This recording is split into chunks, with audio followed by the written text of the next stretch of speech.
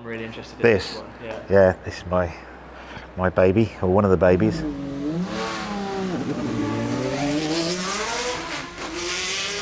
This is the most successful of all of the Group C Jaguars in terms of race wins. Won the championship 88, raced again in 89. For 1990, it was upgraded to XJR 12 spec, which is what it is now. So it's got the bigger engine, 7.4 litre engine. It's a great bit of kit, and still can't believe that that I own it.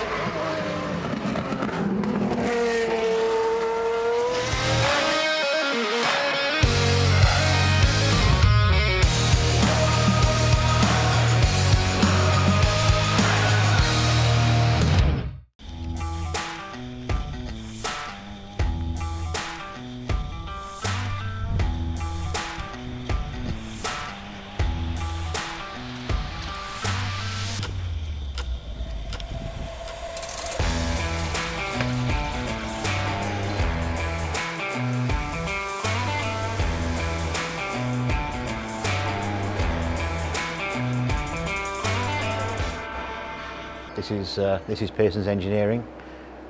We sort of prepare a lot of the cars for our customers. This is the start of the race season, and people are starting to get interested in racing again after the Christmas holidays and stuff. So it's getting to the point now where we're getting focused, and deadlines are starting to loom. People want to go testing soon, so we need to get some cars finished. The stuff in here is the stuff we work on at any particular time. We've got usually between 50 and 60 cars that are with us. Some of those are raced regularly, some of them only every couple of years. Some of them actually haven't been used in probably 3 or 4 years. As Pearsons Engineering, I don't know, about 30 years, but before that it started by my father, John Pearson, and I finished an engineering apprenticeship, and at 21, as soon as I finished the apprenticeship, I started work with Dad, and it was just me and him then, and that was back in 1981. But before that, he'd been working on Jaguars particularly, or preparing cars since the very early 60s. So he was working on DType Jaguars for people in 60, 61, Ford GT40s, lightweight E-types back in the day. So it's been a long company. So did you grow up around the workshop? Yeah, I was born with it, and that's all I know. That's all I ever wanted to do. The old man, he still lives locally, and he comes in and sort of makes sure we're doing things properly still. It was inevitable. I absolutely love the cars. He's quite an authority on motor racing in general. I don't think I was ever going to go any other way, I don't suppose. I took over more of the running of the company. It would have been late 80s, early 90s. He had a minor heart attack, so that sort of took him out of the business for a month or so, and right at the busy point in a race season. So I had to get stuck into the office managing side of it, doing the invoicing, all that sort of stuff, because it was a much smaller company then. Yeah, so I had a sort of quite a sharp learning curve on how to run things and keep the cash flow going and stuff like that, which was invaluable actually, and it's helped us grow a bit more to where we are now. We're not a huge company, but I never imagined that we'd be as big as we are, because we've been sort of quite successful with the Jaguars racing over the years. That's sort of given us a help. We've never really done very much advertising. Passion comes through really, and yeah, we've just been lucky that we've gone to where we are. We've got a great bunch of guys here. They're all very experienced. We're in the heart of the motorsport valley, if you like, here near Silverstone. All the guys here, most of them have got F1 experience, whether they're machinists, fabricators or mechanics, and just sort of come to historics because it's a slightly less pressure environment than F1. We all get old, we'll slow down a bit. Well, we've been long associated with Jaguars, and I've been lucky. I was quite late coming into the racing, but because my dad was so well connected, had good cars, he was a very good driver, let me start racing. I didn't start racing cars until I was 24.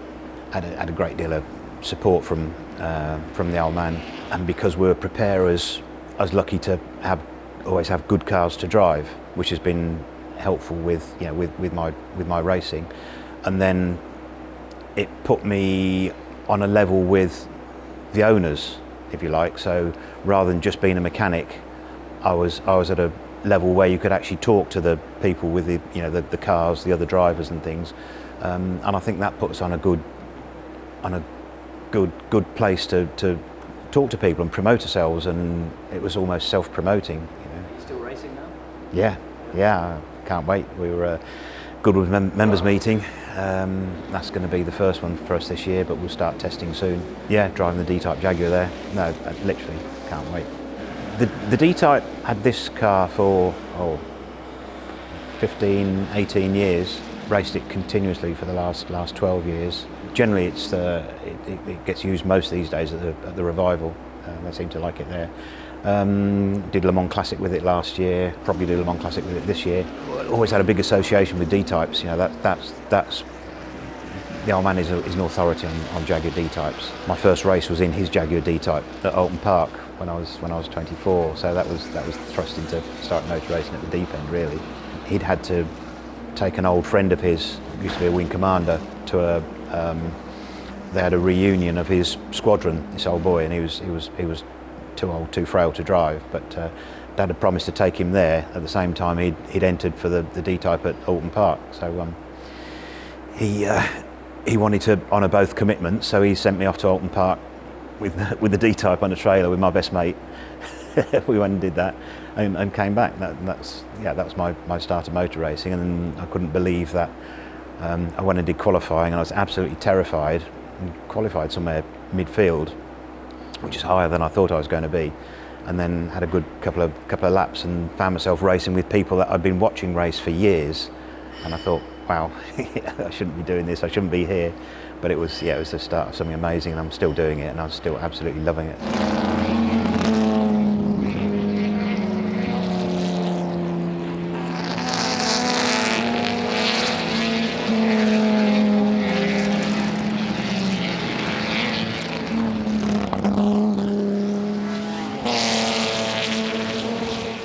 Great memories. Another good one again would have been racing a D-type Jaguar. Belonged to a guy called David Pinnell. We did a race at the Nürburgring. David wasn't driving. He had a Lister Jaguar as well. But we did an endurance race at the Oldtimer Grand Prix, which finished at night. And did the race shared the D-type with David Piper and Richard Atwood and myself. And I used to do work for David when I was in my early 20s. I used to do a bit of part-time work for David. I was working for the old man, and got to know Richard Atwood through working for David as well, because Richard had his Porsche 917 at that time.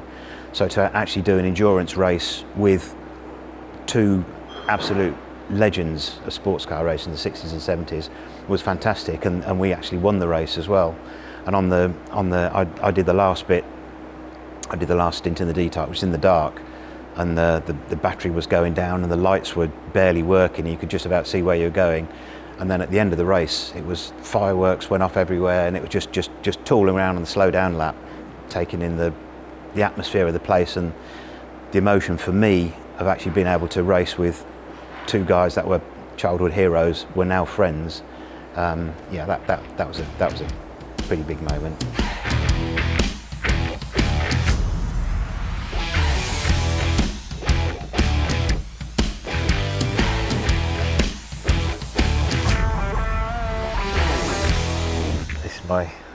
My baby, or one of the babies. This is the most successful of all of the Group C Jaguars in terms of race wins. It was an XJR9 in 1988. It won the championship with Eddie Cheever, Martin Brundle, and it won 5 World Championship 1,000-kilometre races in that year.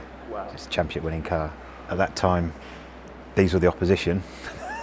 Because with Wayne over there, that's where I first met Wayne. I was doing a bit of part-time work for Richard Lloyd Racing. Wayne was there, and the guys full-time, and they were the most phenomenal small team with their 956 and 962 Porsches. So lucky enough to be at the races where this thing was racing. It then went on to it won Championship 88, raced again in 89. For 1990. It was upgraded to XJR 12 spec, which is what it is now. So it's got the bigger engine, 7.4 litre engine, Right. and that was just for the long endurance races then, for Le Mans, Daytona, that sort of stuff, because they developed the turbo cars then, which they wouldn't run for long enough for the big long races. So this was then rebranded as an XJR 12. Finished second at Le Mans in '91, behind the Mazda. Johnny Herbert won it. This was second. Right. Done Daytona a couple of times. I was lucky enough to buy it from a customer of ours about 18 years ago now. So they weren't so valuable then, and it was a long-term purchase. He's a really nice guy. Fortunately, passed away a few years ago now. His C-type Jaguar still lives with us. He had an XKSS Jaguar as well, which coincidentally used to be my dad's car, which was when Dad owned it. It was a D-type Jag, which is what I did my first race at Alton Park in. It got when Neil owned it, he sent it back over here because he was based in California. Sent it back over here. We converted it back to XKSS, and his widow Margaret sold that recently. But Neil was really generous with this car. When he bought this car, I absolutely loved it. I said to Neil, if or when you sell it, please give me first option on it. I probably won't be able to afford it, but please give me first option. And he did. He was such a nice guy. It took me, I don't know, 2 or 3 years to pay him off, and did all sorts of deals and everything, but it worked in the end. And here it is. It's a great bit of kit, and still can't believe that that I own it. Mustang, you were saying earlier, is a bit of a special project you got going on? Yeah, this is a car that we've built with Alex Brundle. It's an interesting thing, not really our sort of thing. We've done a bit with V8s over the years, with a Lola 270 that we got, and Cobras, done quite a bit with Cobras. But Alex wanted to build a Mustang, so he bought this as a shell and a few bits and pieces, and we built it up last year. So he's done all his stuff. It's been all over YouTube and all that sort of thing. We raced at Silverstone Classic. We had an engine problem with it at Silverstone, so the engine's just been rebuilt again now. I think we're going to start testing next month with it. Certainly going to run it at Donington. Yeah, we'll just trundle around with it. It's a big lump of a thing. I've done quite a bit driving Lotus Cortinas, and it's just like a massive Lotus Cortina. It's quite chuckable, good fun. The engine's been built by a guy called Steve Warrior. He does. We use Steve for all our V8 stuff, the Chevys and the Fords. And it's a project Alex actually bought from Steve. He'd started to build it himself as a race car, so he'd picked a really good shell for it. The shell was prepped and painted when we bought it, but that's as far as it went. So Steve did the engine. I can say he's just got it again now, so we hopefully get it back in the next couple of weeks. So I think with Steve's influence, we should have a quick car there. Nice. Looking forward to seeing that one driving around. Well, Alex can pedal it. He can pedal anything. But it's funny to see him. He's such a quick guy, and obviously he's more used to the prototypes and things. But he's really got his head around this historic racing. And then we've got this GT40 that Alex and I have built up between us. Did the 6 hour with it last year at Spa, which was good. Till we had a ball joint failure. Luckily at the chicane, so that finished our race. But the car was running really well, so it's given us a good starting point. We've got lots of things we want to do and improve on the car, so we're focusing really on the Spa 6 hours again next year. But we'll do a bit of testing. We'll race it a couple of times beforehand. But it's good to race with Alex. This one gets quite a bit of attention. So it's the favourite in the workshop. It's different as well because it's a GT40 is an iconic car. Like we've got lots of iconic cars here with the Jaguars and things, but it's just a little bit something different. So it's a pet project for the whole workshop really. It was another one of these jobs which was a big rush to finish it, to get it done in time for the 6 hour and get it shaken down just beforehand. And everybody was involved in the build of the car. It was at one point there's 5 or 6 of us on it for the last week trying to finish it. So so we're all involved in it, and we're all very, very pleased with the way it's turned out, and we're already looking forward to Spa next year. Unique, this is one of the first of the D-types. The first D-types were built in 1954. They only made 6 of them in the first place like this, which have got all aluminium chassis, and the chassis welded to the monocoque. D-types are really, it's all rose tinted glasses with me and D-types, but they're fantastically advanced for their time. They were designed by aircraft people, which worked for Jaguars after the war. You know, so terrific advances in metallurgy and construction, particularly aircraft stuff during the war. So Jaguars were very smart, and they took on some of these fantastic designers. So this thing, it's a semi-monocoque. So Colin Chapman was given all the praise for designing monocoque racing cars. Jaguars did it in 1954 with this. So it's a monocoque with an aluminium chassis. Oh, it's just caught there.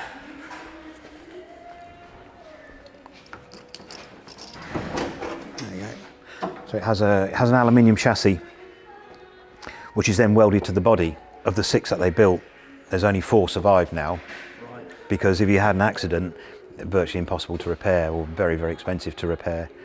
So they went from that for 1955 and the rest of the D-types to having a lightweight steel chassis which bolted to the monocoque.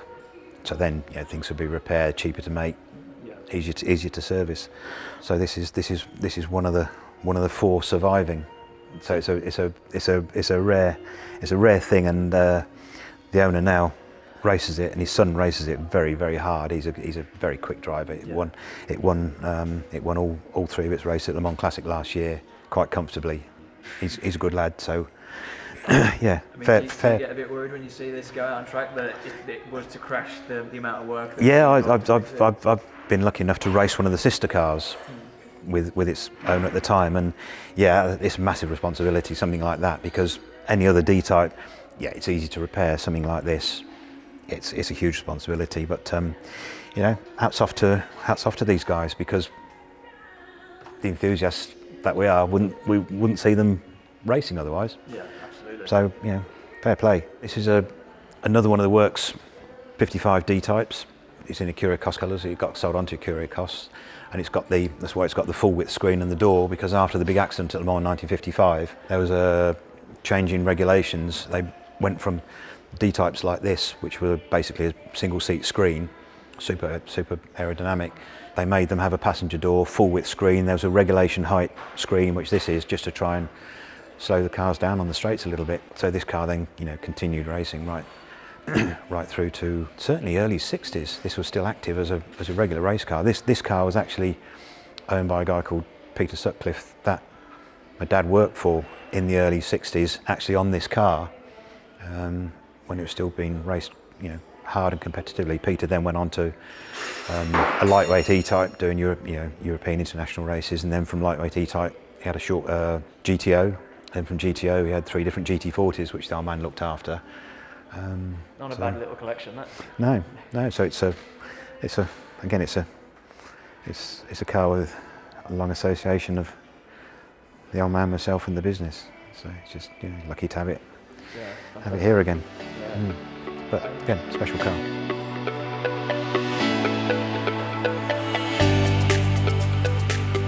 Each car's slightly different. A car like an E-type Jaguar, it's quite a labour-intensive car in terms of maintenance. You know, you can't just, you have to take engine and gearbox out to do anything with the clutch.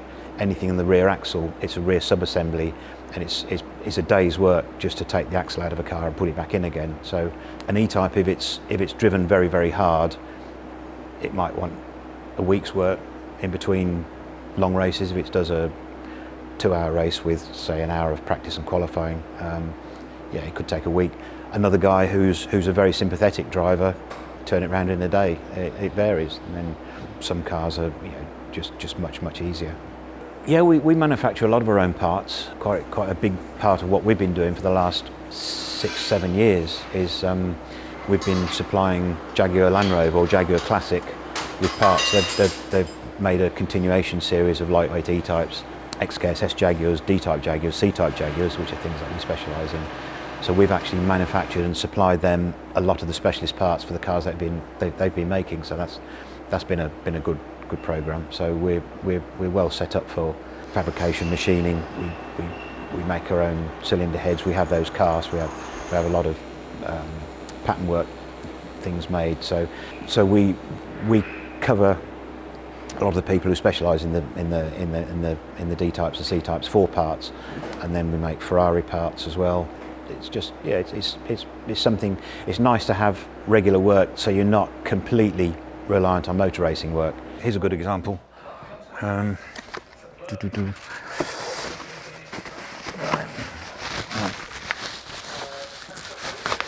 things like this, you can't get these anymore.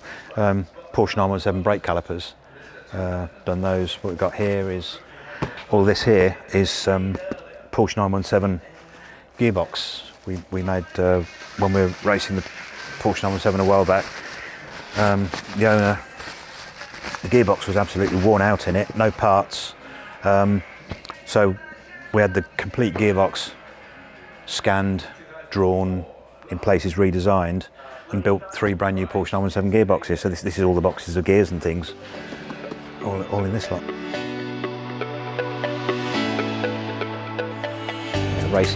Racing's hard. You've got to want to do it. Every racing weekend is a movable deadline. You know, it's like you've got your road car in the garage down the road, and if Friday afternoon you get the phone call, oh, sorry, your car's not going to be ready, but you can pick it up Tuesday. Not the end of the world. You know, if you're racing on Saturday, the car's got to be there. So it's a pressure business, and you've got to do a good job, because if the car breaks down, it's very visible that you've done a poor job. Yeah, like I say, it's a movable deadline, and the guys that work on the cars, the engineers we got here, that's the background they've come from. It's from motorsport, so you know, deadlines are important as you know, as is the quality of the job that you turn out. Classic car racing's very, very buoyant at the moment. We've specialised in cars of the 50s, 60s, virtually the whole life of our company. I think it's important to specialise. If you're going to do something really well, you need to stick to one area or specialise in one area. You can diversify a little bit. We do some later stuff. Done some work on GroupC cars, some of the later super touring cars, but that's more out of interest. The historic racing is really very strong, thanks to events like Goodwood Members Meeting Revival, particularly. Festival of Speed is great because it brings out really rare cars that wouldn't see the light of day. We've had a few jobs where we've had to rebuild cars that have not run for a long time for Festival of Speed, so that's great. There's a really strong continental race series, Peter Auto. Le Mans Classic's a huge one for us. It brings a whole new audience to historic racing, particularly the coverage of the Goodwood meetings. You know, that's global now. People watch that on YouTube globally, and we have during the revival meeting, you know, all of us competing, we'll get text messages from mates all over the world who are watching what you're doing, telling you that you're an idiot because you spun off, or that was good, or whatever. So you know, the whole image of historic motor racing has gone up incrementally, I think. And the fact now that we get the like a lot of the top drivers want to come and do it and love doing it, so we've got all the great sports car racers doing it now. Jenson Button at Revival last year. I know Jenson, he's got the bug for historic racing now because it's spectacular. The cars move around, slide around. It's brilliant. So no, I think I'll stick with what we know. I'm loving it.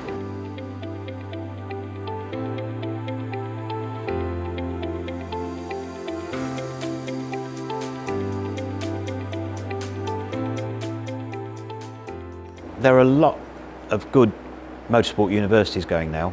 We've got a really good one at Silverstone. I think there's one at Oxford. They're all over the country. So there's a lot of young guys. Well, there's a lot of young girls coming into it as well now, engineering, and so that's a good thing. And it's good that they're trying to encourage another generation back into engineering. Generally, not just motorsport engineering, but machining and fabrication and all the old skills, because I think there's a lost generation in the engineering industry around here. You know, it's a specialist skill now for a guy. We've got a machine shop here. Trevor, our machinist, he set up the original machine shop at Jordan's when Jordan went F1, and then he was at BAR. Now he does our stuff. There is a generation gap where people didn't want to stand at machines and make stuff and create stuff from nothing. But that's changing again now. I know there's a lot of apprenticeship schemes and stuff like that. So we're seeing more younger people. They do write to us saying, you know, we'd like to come for work experience, stuff like that. But the universities, for motorsport universities, are doing a good job. They're channeling new young people into it, and because they can see the historic racing on the TV and the big drivers doing their stuff and smiling when they get out of the cars, it reflects well on our business. Do you see a time when you'll ever walk away from motorsport and the garage, or is... I'll probably be carried away from it in a box, I think. No, I've got no interest in doing anything else.